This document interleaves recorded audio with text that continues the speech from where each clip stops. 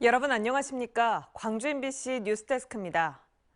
광주 도시철도 2호선 1단계 개통까지 1년 반가량을 남겨두고 있습니다.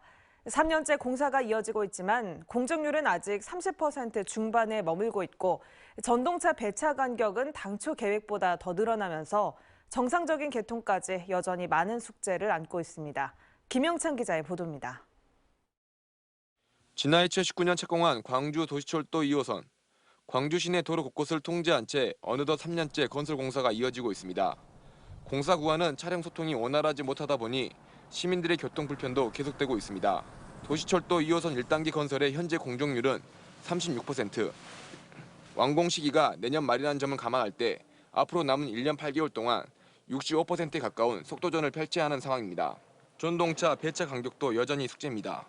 지난달 초 나온 용역 보고서를 보면 2호선 1단계에서 전동차 배차 간격이 5분 30초로 설계안보다 1분 30초가 더 늘어나 있습니다. 광주시는 안정성과 시민 불편 등을 고려해 배차 간격을 당초보다 30초만 늘어난 4분 30초로 맞추는 쪽으로 가닥을 잡고 있습니다.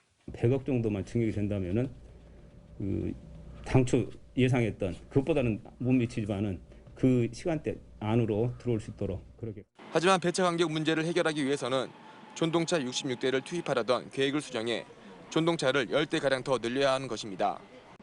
그만큼 예산 부담 역시 커질 수밖에 없습니다. 도시철도 2호선 사업비가 2조 2천억 원으로 대폭 늘어난 것도 모자라 전동차 추가 구입에다 철근과 콘크리트 등 원자재가 폭등으로 또다시 예산 증액이 불가피해졌습니다. 광주 도시철도 1호선이 개통한 지 어느덧 18년, 누적 이용객이 3억 명을 돌파할 정도로 시민의 발로 자리매김하고 있지만 1, 2호선 개통에 따른 시너지 효과를 어떻게 만들어낼 것인지 등은 또 다른 과제로 남아있다는 지적입니다. MBC 뉴스 김영창입니다. 더불어민주당이 이번 주에 지방선거 후보를 속속 결정합니다. 최근 결정된 광주시장 경선처럼 충성도 높은 권리당원, 즉 당심을 얼마나 확보했느냐가 공천 단락의 주요 변수가 될 전망입니다. 한신구 기자의 보도입니다. 강기정 후보의 승리로 끝난 더불어민주당의 광주시장 경선. 여론조사에선 박빙 승부가 예상됐지만 뚜껑을 열어보니 강 후보의 여유 있는 승리로 귀결됐습니다. 단단한 조직세와 충성도 높은 권리당원, 그리고 공천에서 배제된 일부 후보 조직의 표 직결 등이 승부의 결정적 요인으로 분석되고 있습니다. 시장 후보와 각 지역 자치구 출마 후보자들 간의 연대가 광범위하게 형성되어 있는데요. 이런 연대의 균형이 무너지면서 권리당원을 중심으로 한 집단적인 표썰림 현상이 나타났고 이것이 당초 예상과 다르게 간격을 벌였던 이유였던 것 같습니다. 바로 이런 이유 때문에 지방선거에 나선 예비후보들이 지난해 일찌감치 권리당원 확보에 사활을 걸었던 겁니다.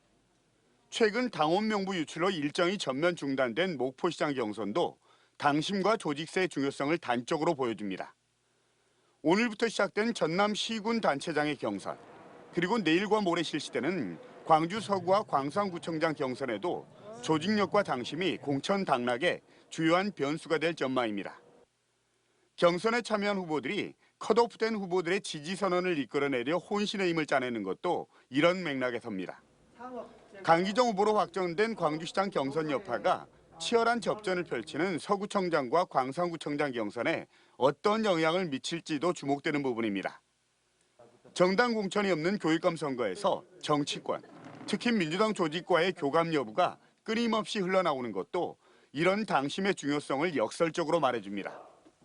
민주당은 이번 지방선거에서 혁신, 쇄신 공천을 줄기차게 외치고 있지만 실제로는 권리당원, 즉 당심을 얼마나 쥐느냐가 당락의 주요 변수가 된 이유가 여기에 있습니다.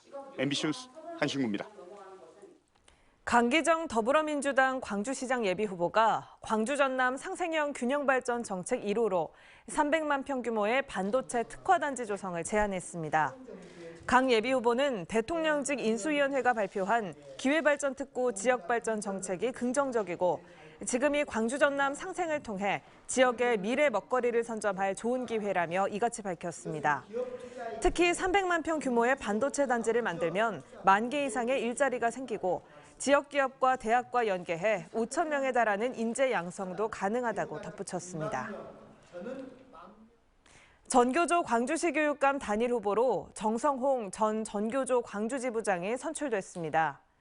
광주 진보교육감 후보 단일화 추진위원회는 최근 실시된 여론조사에서 정 전 지부장이 김선호 전 효광중학교 교장을 제치고 단일 후보로 결정됐다고 밝혔습니다. 추진위는 또 두 후보가 통합선거 캠프를 운영하고 시민단체, 노동단체 등 진보 세력과 연대하겠다고 덧붙였습니다. 이로써 광주시 교육감 선거는 이정선, 박혜자, 이정재, 강동환 후보를 비롯해 우파전으로 치러지게 됐습니다. 민주당에서 목포 시민 8,000명의 개인정보가 유출된 사태의 파장이 계속 확산되고 있습니다. 김원희 국회의원의 사퇴 요구와 이번 지방선거에서 목포 지역 후보 공천을 아예 하지 말라는 요구까지 터져나왔습니다. 양현승 기자입니다. 민주당이 목포를 전략선거구로 지정하면서 목포시 지역위원회는 지방선거 관련 결정권을 상실한 사실상 사고지구가 됐습니다.